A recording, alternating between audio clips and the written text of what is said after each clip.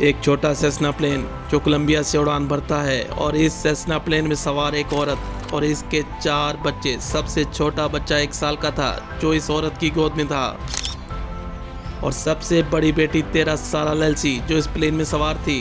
ये plane Amazon के घने जंगल के ऊपर से फ्लाई कर रहा था।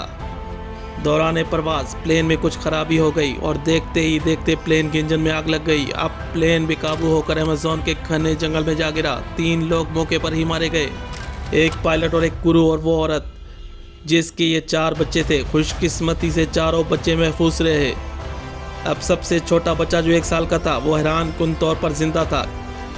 क्या ये चारों बच्चे अमेज़न के खतरनाक और घने जंगल में जिंदा रह पाएंगे या किसी खतरनाक जानवर की खुराक बन जाएंगे? दिल दहला देने वाला मंजर, नाकाबिले यकीन सर्वाइवल स्टोरी जिसे सुनकर यकीन करना मुश्किल है, लेकिन ये सच्चा वाकया है। 40 दिन तक ये बच्चे अमेज़न के घने जंगल में भटकते रहे, बल्कि जिंदा भी रहे। 1 मई 2023 प्लेन क्रैश होने के बाद 13 साल लेल्सी अपने छोटे बहन भाइयों को संभाला। सबसे छोटा बच्चा क्रिस्टन जो 1 साल का था, इसकी रोने की आवाज़ें पूरे जंगल में गूंज रही थी। 13 साल लेल्सी के सामने खतरनाक जंगल और अपने बहन भाई थे जिन्हें अब महफूज रखना था। शाम का वक्त हो चुका था, सूरज ढल रहा था और अंधेरा छा रहा था। अब लेल्सी ने अपने बहन भाइयों को समझाया कि हमें डरना नहीं है बल्कि हमें जिंदा रहना है। अब ये सारे बच्चे मिलकर बैठकर दुआ करने लगे। ये चारों बच्चे भूखे प्यासे थे। प्लेन क्रैश होने के बाद कुछ बच्चे जख्मी भी थे। रात का वक्त हो चुका था। लेल्सी ने अपने बहन भाइयों को प्लेन के एक टूटे हुए हिस्से में ले गई जहां खुशकिस्मती से इतनी जगह थी कि ये चारों बच्चे बैठ सकते थे।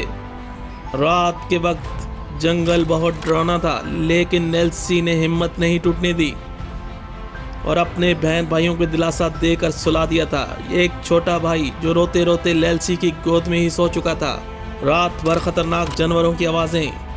ये रात इन चारों बच्चों पर बहुत भारी गुजरी थी। इन बच्चों की खास बात ये थी कि इन बच्चों की नानी ने इन्हें जंगल के बारे में बहुत सी कहानियाँ सुना रखी थी, जिसमें जंगल में फंस जाने के बारे में भी बताया गया था। अब लेल्सी को पता था कि उसे क्या करना है। ये इन बच्चों की पहली रात थी जो इन बच्चों ने जंगल में गुजारी थी। सुबह हो रही थी, सब भूखे प्यासे थे।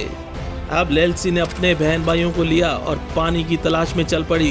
कुछ दूर ही एक नदी मिली जहां सब ने पानी पिया और फिर साथ ही दरख्तों पे कुछ जंगली फ्रूट थे।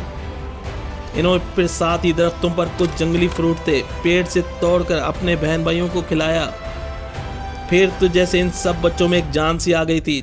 ये तीनों बहन भाई छोटे जंगल में खेल रहे थे, लेकिन मसला था सबसे छोटे बच्चे का, क्रिस्टन का, जो 1 साल का था, जो दूध पीता था। जंगल में दूध कहाँ से मिलता? लेल्सी समझदार थी। वहाँ लेल्सी ने समझदारी दिखाई और इसे फ्रूट को निचोड़कर जूस पिलाती रही, जिससे नन्हे क्रिस्टन का पेट भर गया। अब लेल्सी प्लेन के ढांचे के ऊपर पेड़ के पत्तों से एक छत बनाई ताकि रहने लायक जगह बनाई जा सके, ताकि बारिश का पानी अंदर दाखिल ना हो सके। लेल्सी ने यह सोच लिया था कि अब उसे क्या करना है। अब लेल्सी इस जगह से आगे नहीं जाना चाहती थी क्योंकि यहाँ पानी और खाने लायक सब कुछ मौजूद था। इससे अच्छा ठिकाना इस जंगल में कहीं नहीं मिल सकता था। 1 दिन और 1 रात गुजरने के बाद लेल्सी जान चुकी थी कि अब इसे आगे किस तरह बढ़ना है। ये चारों बच्चे दिन भर जंगल में फ्रूट तोड़ते और रात में अपने ठिकाने पर आकर वापस आकर रात गुजारते। खुशकिस्मती से लेल्सी के पास एक लाइटर मौजूद था जो वो रात को आग लगाने के लिए यूज़ करती थी ताकि कोई भी जंगली जानवर इनके ठिकाने तक ना पहुंच सके। दिन बीत रहे थे।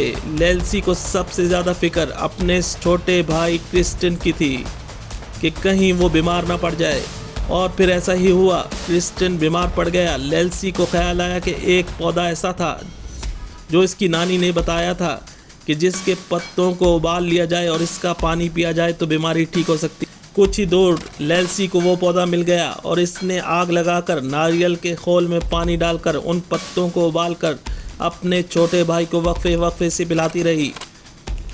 देखते ही देखते क्रिस्टन बिल्कुल ठीक हो गया। 10 दिन में ये बच्चे ऐसे हो चुके थे मानो जैसे इस जंगल के रहने वाले थे।